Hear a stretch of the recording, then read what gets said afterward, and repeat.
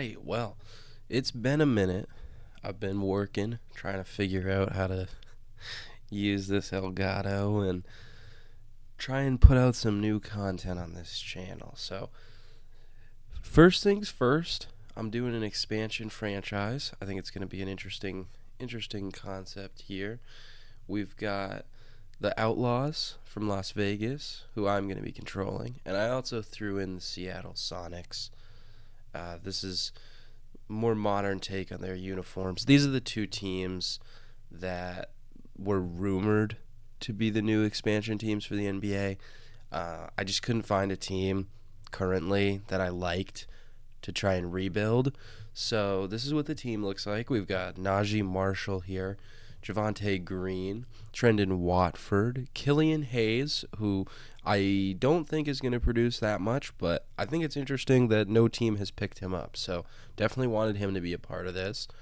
Chris Boucher. We've also got DeLon Wright, David Roddy. I wanted to make sure that these teams weren't, good at all. I gave all the teams in the NBA 10 people to protect on their rosters, and 2K, I had to go and do it myself. Players like Bradley Beal and Al Horford didn't get protected, and it's just like, or Jeremy Grant. It's like, I understand their contract is big, but you're not keeping someone like, Omer Yurtseven over Terry Rozier. Like, come on, that's just ridiculous. So this is the team. Yeah, we've got 2 point guards, DeLon Wright, Patrick Mills, Brandon Boston Jr. with Killian Hayes, Najee Marshall, Javonte Green, David Roddy, like I said, Patrick Baldwin Jr. We've also got Josh Minnow, Kenrich Williams, who I am really excited about. Trendon Watford is also very, very young piece. None of these guys have like crazy potential. Again, I already showed Chris Boucher, Omer Yurtseven, and I'm not even going to try and pronounce that one. The two guys that I think really are going to have something to prove here, we've got Watford and Hayes. If we look at the coaching game plan here, we can see this is the rotation we're going to run. We got DeLon Wright, Killian Hayes, Najee Marshall, Kenrich Williams, and Omer Yurtseven. That's going to be our starting. They want Javonte and Watford off the bench. I'm going to let all of that be. I'm not really worried about it. This is our coach, Milan Mack, and, we're going to probably go 10 deep for the moment just because, actually, you know what? Screw that. We're doing 9-man rotation. I just don't. I think after the 9th man, our team kind of falls off here. So the other thing I want to look at, too, just real quick, I do make all the prospects myself because 2K has incredibly unrealistic prospects.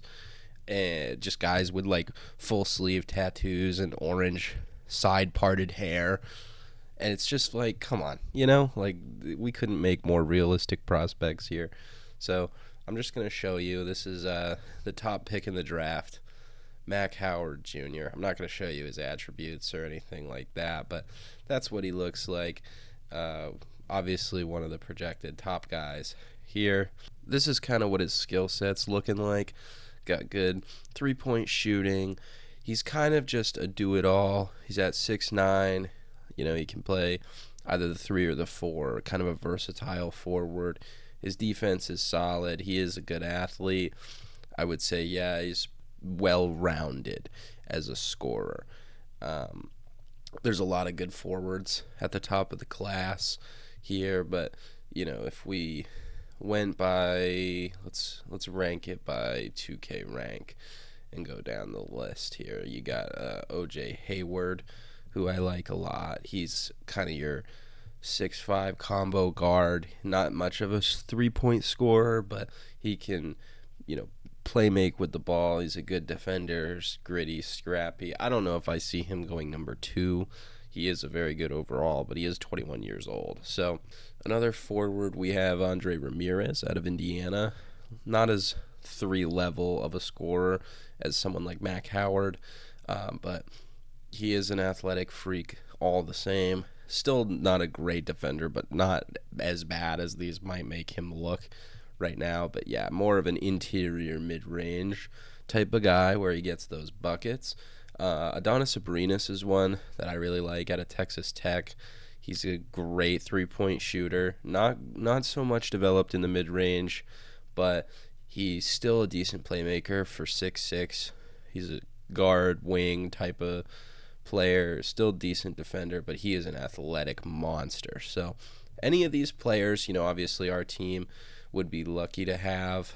You also have a guy like JoJo Alexander, more of the like 3-and-D wing type of player. Obviously a great athlete. We're going to see kind of how the board falls. Not sure who we're going to get a chance to pick here. Gino Braun is an interesting piece, too, out of Louisville. He's potentially one of the most versatile players in this draft just based on his potential scoring ability at his size. He's also a great interior defender and rebounder. Obviously not going to be on the perimeter. But yeah, you've got all kinds of different Galubovic. Love that guy. He's from Slovenia. But this is just what we're working with. We'll see how the board falls. But yeah, I just wanted to take a second here too and just look at the settings, just so everyone knows. Obviously 12-minute quarter lengths, 10 protected players, like I said. Just turned the injuries down a little bit. We are going to be playing on Hall of Fame, but I did tweak some of this stuff. I find in 2K the CPU doesn't re-sign their players. I'm probably going to go in and do a lot of the moves myself just to make it a little bit more interesting and a little bit more realistic. Turned contract negotiate difficulty down. Turned the frequency of injuries and effects of injuries down a little bit too, just because I don't want to see too many players, missing time. But, it's part of the game. I also think in Sim, there's a little bit of inflated stats. So I just took that down with pace and possessions and shots just to make sure that not like 40 players every year are averaging, 30 points. That would be my preference. The trades, pretty normal. I just have trade approval on, turn the trade frequency down of CPU. So again, like I have more control over the league, just making sure that teams are making deals that make sense for both sides. That's really what the goal is there. I haven't really touched anything in the progression, but the other thing that I've done is jacked up the salary cap just so that guys are able to stay on the same team. One thing that happens in 2K a lot is guys just hop all over the place every offseason. I'm not a big fan of that. So I've got the salary cap as high as I can get it, hard cap at 250, and then the inflation rate is higher just so that, we can keep giving out more lucrative contracts as we go. I also have the gameplay speed at 45. It's just something that was recommended to me when I first started playing the game, and I think it makes it a little bit more realistic gameplay-wise. So, without further ado, I think let's just hop into the first game. We are going to be playing the Pelicans in our first game here. I think it's going to be a good test. The Pelicans are a weird team. I don't know why it says this on there, but those are the uniform packages we've got. I think they look pretty sick, personally. This was also, real quick, I want to make sure I give credit to the designers because I didn't design these uniforms for either team. I just took custom, already pre-made things. So real quick, I'm going to go shout out those people. So I believe this is who made the Las Vegas Outlaws design. And I believe this is who made the Supersonics design. I thought it was pretty cool, like a modern take on the Supersonics, so I really liked that. Shout out to both of these creators. You can go and download these designs if you want. Yeah, all props to them. Also, and finally, before we get into the game, I just wanted to make sure that I at least talked about this and didn't forget. But I moved Memphis to the East just to realign the division. So Memphis is now a part of the Eastern Conference. And I thought it was fun because Vegas and the Sonics now get to be in the same division in the Western Conference. So we'll get to play them a couple of times. I'll probably play them either in the next video or the video after. I'm not really sure what pace I want to put these videos out at. So without further ado, let's actually get into the gameplay. It's called Staples Center in Las Vegas. I might change that to like Caesar's Palace Arena or something like that, but right now that's what we're working with. Zion Williamson, I think he's an interesting player because there was all this hype of him coming out of the draft, and they always do that every year with the number one picks, but I feel like especially with Zion, the fall off, like how much hype he had initially, and then how quickly it just dissipated. It was really strange to say the least. As we get a nice little 2-pointer there because he can't keep his feet on the line. Come on, Najee Marshall, let's pick it up, man. Another thing I see as Brandon Ingram just hits that is Brandon Ingram just doesn't get talked about at all. Like, he is a very, very good player, and I really like the way that he plays basketball. I don't think I know he got a lot of hate over the summer when he was with Team USA because he didn't really produce a whole ton, but I don't know. I like him a lot, and especially with his time on the Lakers, I feel like he's really kind of fallen out of the spotlight a little bit. I don't know if that's something that other people are going to agree with or not, but hey, that's just how I'm seeing it. I'm calling it how I see it, and we can't get a layup there. But the thing what I'm trying to do with this series more than anything is just have consistency. I feel like the gameplay is moderately realistic. That's another piece that I really want. Gameplay to at least feel like it's sort of real life. I want this to be as immersive an experience as possible as we try and get something going there with Killian. Oh, shoot. Killian's kind of nice in this game, honestly. I feel like Killian is definitely somebody that we can get the ball to, and I know it's crazy to think of Killian Hayes as a playmaker, a shot creator, but this is 2K. This isn't totally real life, as I've just said, and we give up an and one to Jonas Valanciunas. That's the one thing about this team that we definitely don't have, that interior presence. I still don't really know how I even want to run this team. Like, I don't know what type of team I want to create here. Obviously not a team that relies on Omer Yurtseven throwing up 10-footers, but I'm not really sure what type of identity I want to create, and that's something that I am really interested in, just building a team from scratch. Like, obviously not from scratch because we have to take existing NBA players, but I just think that it's really fun to just take a team that doesn't really exist. So, nobody's going to be pissed off that I've, taken their Chicago Bulls, for example, and butchered the rebuild that they should, I don't have any, people that I'm offending by any of my moves. And I'm just really interested to see, as we cannot stop Zion Williamson. We need a timeout there.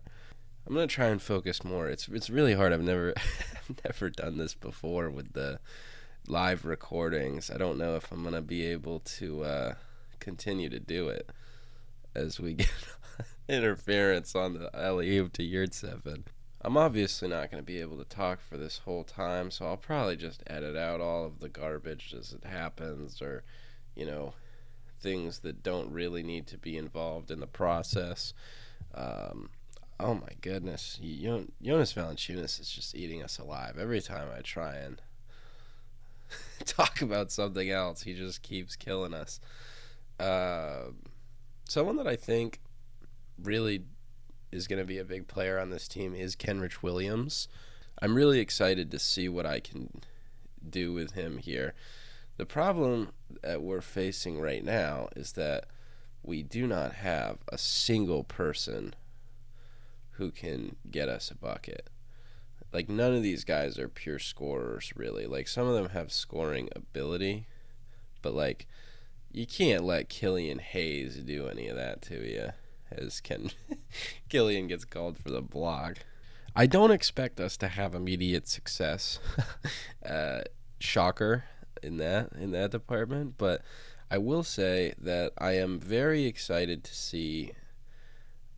Like I said, I keep making that point about the direction of the team, but it's valid because I legitimately can do whatever I want. We have freaking DeLon Wright starting at point guard. Like I can draft any position. Like we need everything, and I think this first draft is going to be really important because that's the player that at the end of the day sets our whole franchise up. I think a lot of the players in the draft are going to be competent. I did kind of make it from scratch so that there was more talent available to choose from. I do think that it's possible that I might need to tweak some things and make sure that there aren't too many really good players. Like I said, I'm trying to keep it as realistic as possible, but I don't want there to only be like one or two good players because, like think about Donovan Mitchell, someone like him. He was picked 13 in the draft, and then he became the Jazz's like franchise guy for a couple of seasons there. So I think it's really intriguing that these types of moves can happen and that, drafting ability is really the key. And I just think 2K really doesn't allow you outside of the first like 5 picks to have a shot at a really good player. So not that there's going to be like a Jokic type of player every single season or anything. Like I don't foresee really any type of second round issue in that regard. I wanted to make sure that if a team really is struggling and they have like the 15th pick, that they have a chance to get a really solid player for their franchise that actually could make a difference for them. Something I can also already tell being an issue for this team is second chance opportunities, because holy crap. Hey, and one, no, Najee Marshall. Let's go. And we get the free throw. That's nice. I like that. I think that the team overall has a lot of positional versatility, though. I'm really, really happy with the selection of players that we got. Because, like I said, like you let 2K do it, and Bradley Beal is available in the expansion draft with 10 protections. It's like, come on, dude. No way. There's no shot that the Suns traded for him last season, and then if there was like a protection that they were given, like especially like maybe 5, like maybe they say, but I don't know, dude. The Suns really don't have like a ton of depth either, so I just can't imagine who they're choosing over someone like Bradley Beal. Like, Bull, dude, that's the guy that we need to keep on this roster, not Bradley Beal. 2K is not the most realistic, so I had to take matters into my own hands there. I'm pretty surprised, honestly, with how well we're able to compete right off the bat here. Like I said, we are playing on Hall of Fame, so we're not going to get bailed out by the game, but right now, oh shoot, Javonte Green strapped up. I love my former Celtics. We just took a lead late in the first. Holy. Hey, it's the NBA, man. Like, the Pistons have some wins, and I'm telling you, like, this Vegas team, not that we're going to make, like, noise, but I wouldn't want to get into a play-in situation with anybody, honestly. I'm going to have to check after every game just to make sure that, like, the pace and all that is working. The way that I typically play this is I let the computer do substitutions, although after that timeout call, I'll probably take that for myself. I don't want to be, like, too involved with the coaching process. I just don't really want to have to make all the substitutions, because if I'm already commenting live and I'm playing the game, like there's only so much my brain can do all at once as well. So I think for realistic purposes as well as not making this impossible for myself. Well, you can't leave a guy like Trey Murray. Well, I guess you can. Never mind. Well, that. Oh, God. Brandon Ingram just got hacked and swishes the three anyway. Yeah, that's the one time that I feel like a replay is worth showing. Goodness. I'm not cheering for the other team or anything, but holy, that was cool as he just sells the free throw. I don't really know how long I'm going to have these videos be. I don't want them to be like seriously time consuming or anything, but I also don't, want to cut out like most of the gameplay. I'm sure I'll find a way. It's just going to be interesting editing something like this. Obviously, I'm new to all this, so it's going to get better with time. That much I can say for sure, but yeah, oh man, Green just missed both free throws. Can't have that in transition. Oh, good block. And that's out on them, too. Nice play. I will say this, defense is a very big priority on these teams. As much as you do need a guy who can get you buckets, I am all for that. Ooh, Watford with the lob. That's his first bucket as a member of this team. That's a nice play right there.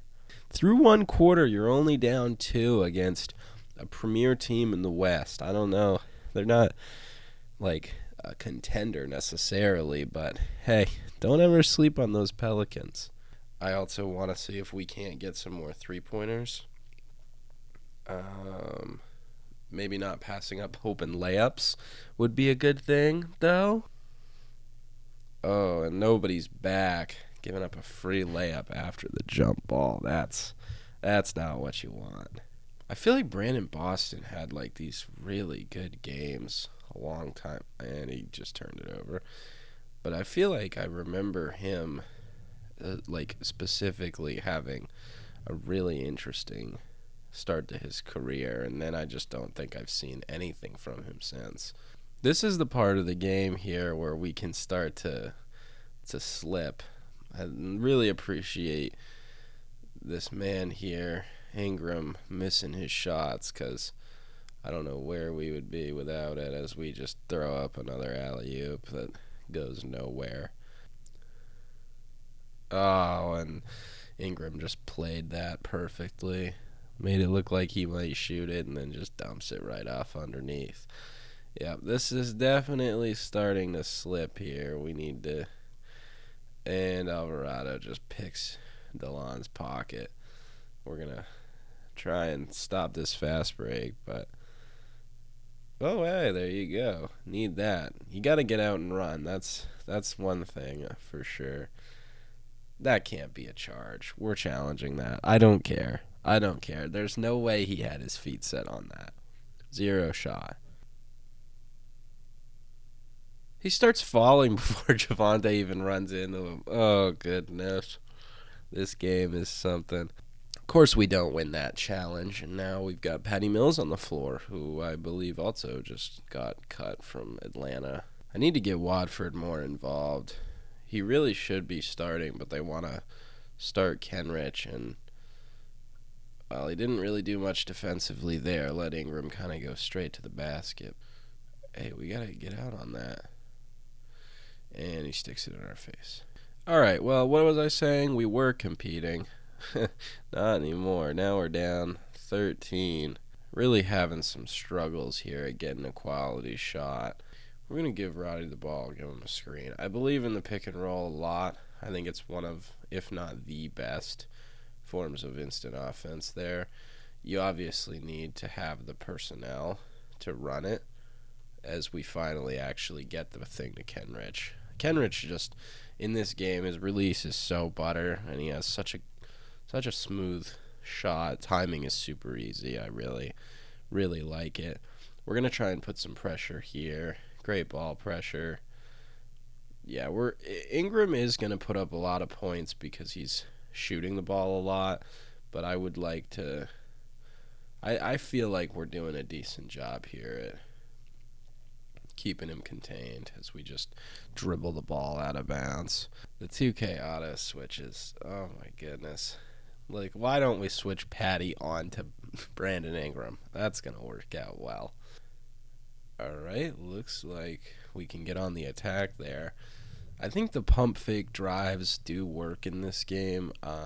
That was not prepared for that. Let me lock in for this free throw. There we go. There it is. CJ McCollum is an interesting fit on this Pelicans team. I can't decide if I like it or not, as Zion just gets his own rebound and punishes us. And I just missed that release. Can't miss those. That's entirely my fault. And we're just going to leave Zion Williamson wide open, and he's going to cook Killian Hayes, as you would expect. Killian Hayes really wants this matchup with Zion. Najee Marshall here. Going to double team. And we leave Ingram open for three. Bang. Down 19. This is obviously not good. All right, and DeLon Wright hits both free throws. That's perfect. Got it to get to the 30 mark here. It's over halfway through the second quarter. I would like to get to 45, but 15 points in the next 5 minutes, I don't know how doable that is. Ooh, DeLon. Oh, man. it worked out at first. Made him pick up his dribble, but then he just kicked it to the corner, and they got a three. So, pick and fade. Hey, Killian. Nice. Take it right to the hole, buddy. Gotta love that. I just feel like the Pelicans are a team that should probably be winning more. I don't know. Maybe that's just me. As McCollum just cooks us for that midi, but they just have all of the types of players that you need for a championship run. Like Trey Murphy, great shooter, but everyone they have, like Herb Jones too, like just so much size on their team. Just built to win. You can't give anybody a wide open three in the NBA, so that's including Zion, and we can't get the rebound. As DeLon attacks the rack. DeLon's having a sneaky great game with 7 assists and 8 points. I don't know what caused me to try that, but it's it turned into free throws. We'll take it. There we go. I just think it's an interesting feature to have because in the past it really was like way too easy to make free throws, and now it's actually kind of requiring skill, which I like, as we just sell a wide open three. Hey, we get two though. We get two. It's like our first offensive rebound of the game right there. All right, DeLon. He gets fouled. Hey, we might actually get to 40. If we can get to 40, I'll feel okay about our chances going forward as a team here. Get DeLon his 10 and 7 in the first half. Didn't jinx him. That's always good. Seeing as Kenrich was in position, I would have expected that. And one. All right. Everything about that went exactly as you'd expect. Ooh. Get to it. Yeah. Oh, come on. That's a full-on release. Still down 20, but we can make it look less ugly here. I don't even know if I like this matchup with Jones and Yurtseven. I don't. And instead of going to the spot that nobody was, he wants to go there, and Ingram drills it. I always like to check the box scores at halftime. This is pretty ugly. I didn't realize I took 10 shots with DeLon Wright. Obviously, nobody has it going. Yurtseven is okay. Najee probably could have gotten another 2 points. So I think we need to get Najee the ball. I think he's our best player. Probably should feed him. I do like Watford a lot. I think we can get him the ball in some better positions. Overall, I think we're just playing too much like you-me ball, and we probably need to run more team offense. And looking at them, Ingram is taking all their shots, speaking of team offense, but he is absolutely torching us. So let's probably game plan around that too. All right, and here we are after halftime. 61-39. Not a great score. We're going to run the pick and roll. We're just going to see if we can't find open guys. That's really all we can do. Just play the game of basketball the way we know how. And really just a great sign of things to come right there. Ingram, great pass inside to Valanciunas. Oh, oh God. And Zion just comes and ruins our day there. Look at that slam. Awesome.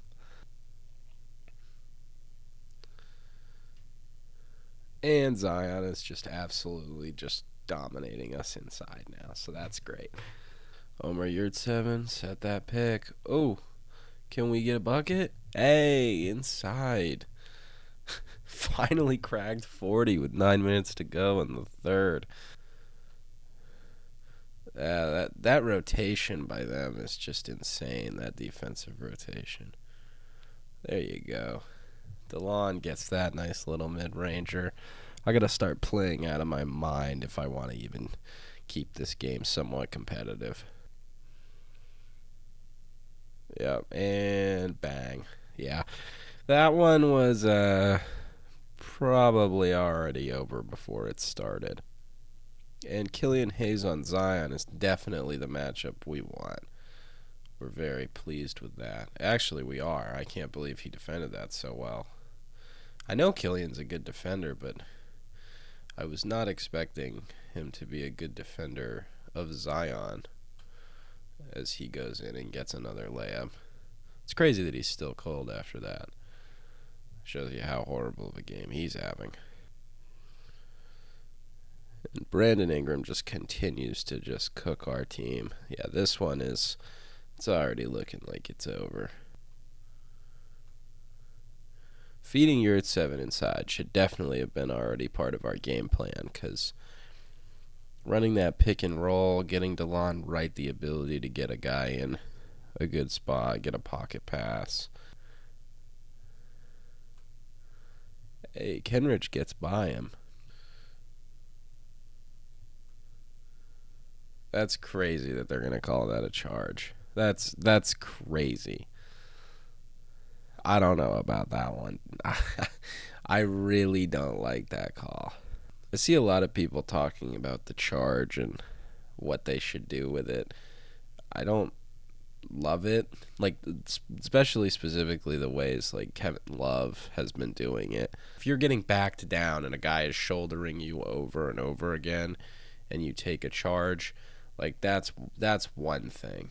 Because at least in that situation, I feel like you have a guy in your airspace.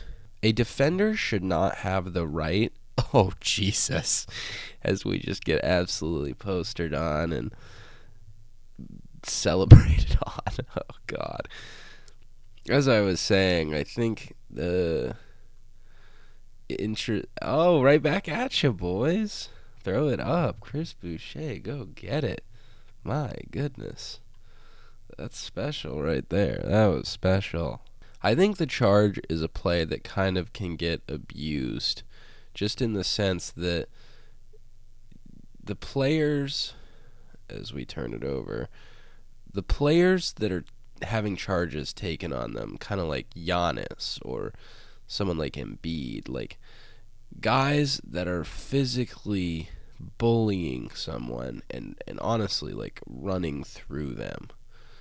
That type of guy who's in the air drawing a charge on is dangerous.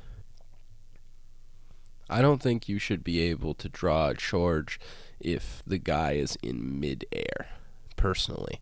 I think that's really the change that needs to be made. Because once a guy jumps and you're standing in front of him, that should be a block every single time if the guy's lifted off. Now, if a guy is running full head of steam at you, right? Like if that guy Hawkins sets that or draws that charge there, right? That's one thing. Like I would say it's fine to get in someone's way. But once they're in the air, the offensive player should have the right of way and the space. Like I don't care what it is. If you're in the way of someone who's in the air, like that should never ever be a charge. Not that we're really cutting into the lead here, as we can't get a stop or a rebound. And fouled the jump shooter. Can't do it. Can't allow it. Hey, you missed one. Roddy tries to drive baseline there. That doesn't work out. And they're out on the break. And we foul him again. And one. All right. I don't know if live commentary is going to be my go-to with this from here on out, but I'm having a little bit of fun with it. I just have to see how it all turns out, because I don't know if I'm talking too much or if I'm not talking enough. Like I said, I'm pretty new to it, so we are going to have to just wait and see. I just think that post-com is such an extra step that I'm going to have to take, and it's a lot less convenient than just hooking up my mic while I'm already playing the game and recording that, anyway. Looking back at the game here, we're down too many for me to feel comfortable saying we have a shot. Now we're down 31, so I think it's safe to say this one's over. That's the meme right there. Why? I hate when I'm trying to drive in 2K and then it just does that little pull-up midi. Oh, nice block. Great contest, too. Good play. Let's go up ahead. We're a transition team. That's what I know. Alright, don't love that, though. Alright. Oh, my God. Watford with the friggin' sham god looking at there. Goodness. Oh, and we're going to Alvarado. Another 3. Not looking so good in Caesars Palace, Las Vegas, also known as Staples Center. Hey, that we know how to do. Nice little alley-oop to Boucher. Of course, he's going to just head at the rim, and he's just going to lay it up. Sure. Oh, man. Just can't do anything right here. Killian. And that's your third quarter. 99-63. What a competitive ball game we've got going. All right, we're in the fourth quarter now. Not sure what I'm going to show and what I'm not. Just going to play it out and see what we get. As he lobs that up and Nance puts on the dunk contest. Holy. Patrick Baldwin Jr. is friggin' huge. Holy. Gets right by him and won. Okay, Patrick Baldwin Jr. Someone who should have been getting minutes this whole time, I see. All right, it's time.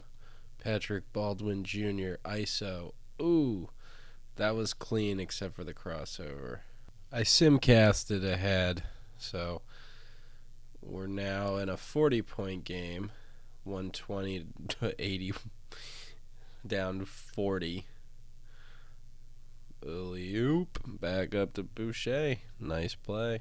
I just felt like at this point, you've kind of already seen what the team is going to look like. We're not going to win a lot of games, although we do have a shot to win against Seattle, who has an equally bad team to ours.